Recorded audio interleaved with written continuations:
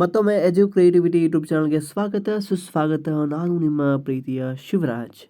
ಅನೇಕ B Ed ಅಭ್ಯರ್ಥಿಗಳು ಪ್ರಶ್ನೆ ಕೇಳ್ತಾ ಇದ್ರು, ಗುರುಗಳೇ ಈಗ ಆಲ್ರೆಡಿ ನಾವು ಬಿ ಎಡ್ ಅರ್ಹತಾ ಪಟ್ಟಿಯಲ್ಲಿ ನಮ್ಮ ಹೆಸರು ಕೂಡ ಇದೆ ಮತ್ತು ವೆರಿಫಿಕೇಷನ್ ಡೇಟ್ ಕೂಡ ಬಿಟ್ಟಿದ್ದಾರೆ, ಮತ್ತು ಮುಂದೆ ಏನು ಮಾಡಬೇಕು?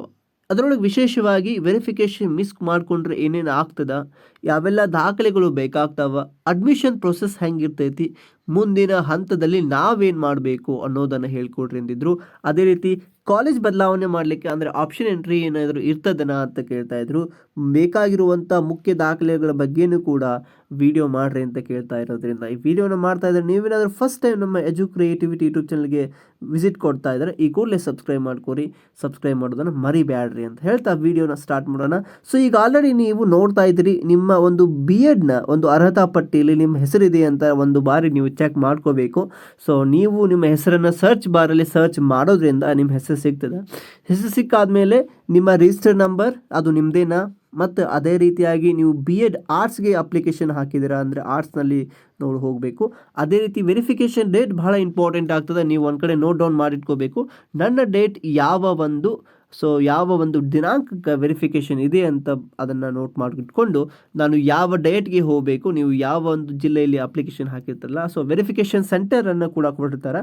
ಸೊ ಆ ಒಂದು ಪ್ಲೇಸನ್ನು ಕೂಡ ಮೆನ್ಷನ್ ಮಾಡಿ ಇಟ್ಕೊಳ್ಬೇಕಾಗ್ತದೆ. ನೋಟ್ ಡೌನ್ ಮಾಡಿ ಇಟ್ಕೊಂಡಾದ್ಮೇಲೆ ಮುಂದಿನ ಒಂದು ವಿಚಾರ ಏನಂತಂದ್ರೆ, ಇಲ್ಲಿ ನಾವು ನೋಡ್ತಾ ಇದ್ದೀವಿ, ಸೊ ನೀವೇನಾದರೂ ಆಯಾ ಡೇಟ್ಗೆ ವೆರಿಫಿಕೇಷನ್ ಮಿಸ್ ಮಾಡಿಕೊಂಡ್ರೆ ಯಾವುದೇ ಕಾರಣದಿಂದ ಆಗಿರ್ಬೋದು, ಉದಾಹರಣೆಗೆ ಅದು ನಮ್ಮ ಹೆಲ್ತ್ ಇಶ್ಯೂದಿಂದ ಆಗಿರ್ಬೋದು, ಡಾಕ್ಯುಮೆಂಟೇಷನ್ ಕಳ್ಕೊಂಡಾಗಿರ್ಬೋದು, ಬೇರೆ ಯಾವುದೇ ವಿಚಾರವನ್ನು ಇಟ್ಕೊಂಡು ನೀವೇನಾದರೂ ಆ ಒಂದು ಡೇಟಿನ ವೆರಿಫಿಕೇಷನನ್ನು ನೀವೇನಾದರೂ ಮಿಸ್ ಮಾಡಿಕೊಂಡ್ರೆ ನೀವೇನು ಮಾಡಬೇಕಾಗ್ತದೆ, ಸೊ ಮತ್ತೊಂದು ಡೇಟನ್ನು ಕೂಡ ನೀವು ವೇಟ್ ಮಾಡಿಕೊಂಡು ಅಥವಾ ನೆಕ್ಸ್ಟ್ ಡೇ ನೀವೇನು ಮಾಡಬೇಕು ಕಡ್ಡಾಯವಾಗಿ, ಅಂದರೆ ದಿನಾಂಕ 21/11 ನವಂಬರ್ 2024 ದಿನಾಂಕ 30/11/2024 ವೆರಿಫಿಕೇಷನ್ನ ಮಾಡಲಾಗ್ತದೆ.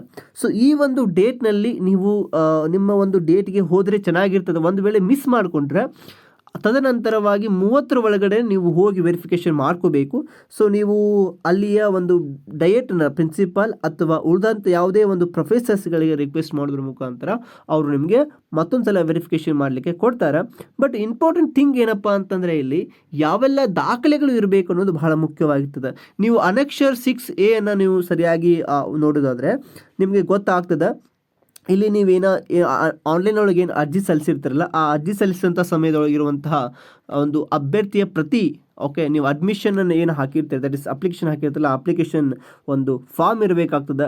ಅದ್ರ ಜೊತೆಗೆ SLC ಅಂಕಪಟ್ಟಿ ಇವೆಲ್ಲ ಒರಿಜಿನಲ್ ಇರಬೇಕಾಗ್ತದೆ. ದ್ವಿತೀಯ PUC ಅಂಕಪಟ್ಟಿ ಮತ್ತು ಪದವಿ ಅಂಕಪಟ್ಟಿಗಳು ಇರಬೇಕಾಗ್ತದೆ. ಒಂದು ವೇಳೆ ನೀವೇನಾದರೂ ಪದವಿಯಲ್ಲಿ ಫೇಲ್ ಆಗಿದ್ದೀರ, ಪುನರಾವರ್ತನೆ ಮಾಡಿದ್ರೆ, ಸೊ ನೀವು ಅದೇ ರೀತಿಯಾದಂತಹ ಎಲ್ಲ ರೀತಿಯ ಒಂದು ಪುನರಾವರ್ತನೆಯ ಒಂದು ಅಂಕಪಟ್ಟಿ ಕೂಡ ಇರಬೇಕಾಗ್ತದೆ. ಅದ್ರ ಜೊತೆಗೆ ಇಲ್ಲ ಸರ್ ನನ್ನ ಕಡೆ ಒರಿಜಿನಲ್ ಮಾರ್ಕ್ಸ್ ಕಾರ್ಡ್ ಇದ್ದಾವೆ ಅಂತಂದರೆ that's fine, original marks card ಇದ್ದರೆ ಅದು ಚೆನ್ನಾಗಿರ್ತದೆ. ಯಾರ ಕಡೆ ಎಲ್ಲ ಒರಿಜಿನಲ್ ಮಾರ್ಕ್ಸ್ ಕಾರ್ಡ್ ಇಲ್ಲಲ್ವೋ ಅವ್ರು ಏನು ಮಾಡಬೇಕು, ನಿಮ್ಮ ಯೂನಿವರ್ಸಿಟಿಯ ರಿಜಿಸ್ಟರ್ ಕಡೆಯಿಂದ ನೀವೇನು ಮಾಡಬೇಕು, ಸೀಲ್ ಮತ್ತು ಸೈನ್ ಮಾಡಿಸ್ಕೊಂಬರ್ಬೇಕು.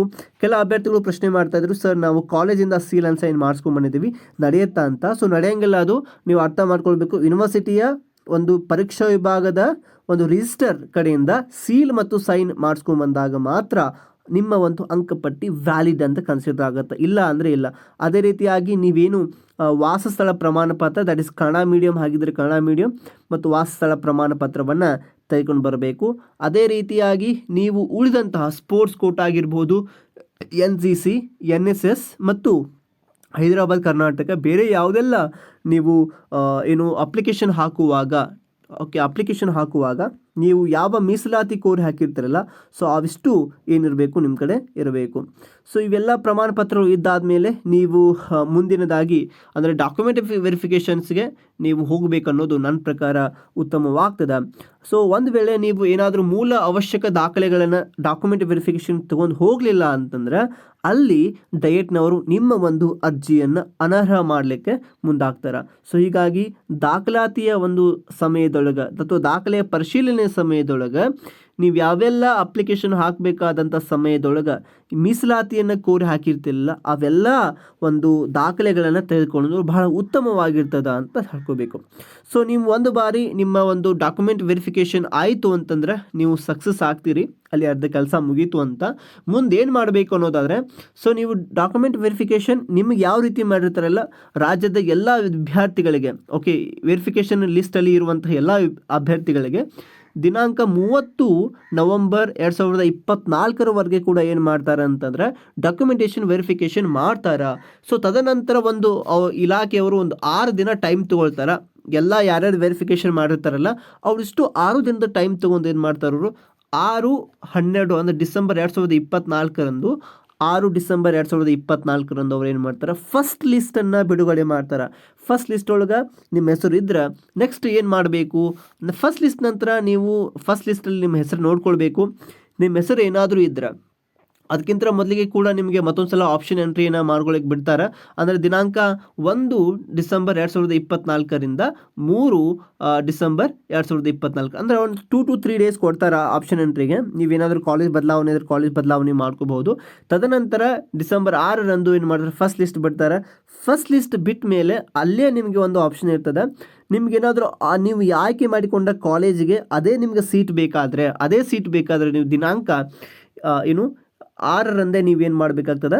ಸೊ ಅವತ್ತು ಗೆಟ್ ಫಾರ್ ಅಡ್ಮಿಷನ್ ಸ್ಲಿಪ್ ಅಂತ ಬರ್ತದೆ. So accept for admission slip ಅಂತ. ಸೊ ನೀವೊಂದು admission slip that is admission slip ಅಂತಂದರೆ ದಟ್ ಈಸ್ ನೀವು ಹೂ ಅಂತ ಹೇಳಿದಿರಿ ಆ ಕಾಲೇಜಿಗೆ ನೀವು ನಾವು ಇಷ್ಟಪಟ್ಟಿದ್ದೀನಿ ಅಂತಂದು ಆ ಕಾಲೇಜಿನ ಒಂದು ಚಲನನ್ನು ದಟ್ ಈಸ್ ಚಲನ ಜನರೇಟ್ ಮಾಡಿಕೊಂಡು SBI ಬ್ಯಾಂಕಿಗೆ ಹೋಗಿ CAC ಸೆಲ್ನವರ ಅಕೌಂಟ್ಗೆ ನೀವೇನು ಮಾಡಬೇಕಾಗ್ತದೆ. ಸೊ ನೀವು ಗೌರ್ನಮೆಂಟ್ ಸೀಟ್ ಸಿಕ್ಕಿದರೆ ನೀವು ಗೌರ್ನಮೆಂಟ್ ಫೀಸನ್ನು ತುಂಬ್ಕೋಬೇಕಾಗ್ತದೆ. ಅದೇ ರೀತಿಯಾಗಿ ಇಲ್ಲ ಸರ್ ನನಗೆ ಆ್ಯಡೆಡ್ ಸೀಟ್ ಸಿಕ್ಕಿದರೆ ಆ್ಯಡೆಡ್ ಫೀಸ್ ತುಂಬಬೇಕಾಗ್ತದೆ, ಅಥವಾ ಅನ್ಆ್ಯಡೆಡ್ ಆಗಿದ್ರೆ ಅನ್ಆ್ಯಡೆಡ್ ಫೀಸ್ ತುಂಬಬೇಕಾಗ್ತದೆ. ಆ ಒಂದು ಚಲನೊಳಗೆ ಇರ್ತದೆ, SBI ಚಲನೊಳಗೆ ಇರ್ತದೆ. ನೀವು don't worry about that. So ಅಲ್ಲಿ ನಿಮಗೆ ಸಿಗ್ತದೆ. ಸೊ ಇದಾದ ಮೇಲೆ ನೀವೇನು ಮಾಡಬೇಕಾಗ್ತದೆ ಆ ಚಲನ ತುಂಬಿ ನೀವು ಡಯೆಟ್ಗೆ ಹೋಗಿ ಡಯೆಟ್ನಲ್ಲಿ ಆ ಚಲನನ್ನು ಕೊಟ್ಟರೆ ನಿಮ್ಗೆ ಆ ಒಂದು ಕಾಲೇಜಿಗೆ ಏನು ಮಾಡ್ತಾರೆ ನಿಮ್ಗೆ ಅಡ್ಮಿಷನ್ ಸ್ಲಿಪ್ಪನ್ನು ಕೊಡ್ತಾರೆ.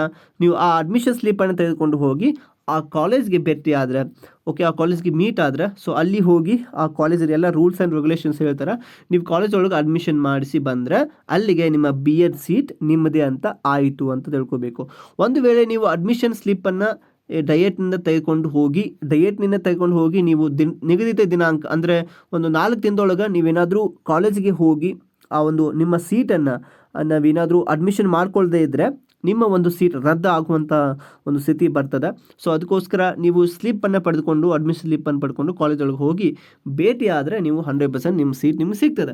ಸೊ ಈ ರೀತಿಯಾದಂಥ ಸಂಪೂರ್ಣವಾದಂಥ ಪ್ರವೇಶ ಇದ್ರ ಬಗ್ಗೆ ಇದೆ. ಇದ್ರ ಬಗ್ಗೆ ಸಂಪೂರ್ಣವಾದಂಥ ಮತ್ತೊಂದು ವಿಡಿಯೋನ ನಾನು ಆಗಿಂದಾಗ ಮಾಡ್ತಾ ಇರ್ತೀನಿ. ನೀವೇನಾದರೂ ನಮ್ಮ ಎಜುಕ್ರಿಯೇಟಿವಿಟಿ ಯೂಟ್ಯೂಬ್ ಚಾನಲ್ಗೆ ಹೊಸಬರಾಗಿದ್ದರೆ ಈಗಲೂ ಸಬ್ಸ್ಕ್ರೈಬ್ ಮಾಡ್ಕೊರಿ. ಮುಂಬರುವ ಎಲ್ಲ ಅಪ್ಡೇಟ್ಗಳಿಗೆ ಅಪ್ಡೇಟ್ ಆಗಿರಿ ಅಂತ ಹೇಳ್ತಾ ವಿಡಿಯೋನ ಎಂಡ್ ಮಾಡೋಣ. Thank you so much for watching. Have a good day. Bye.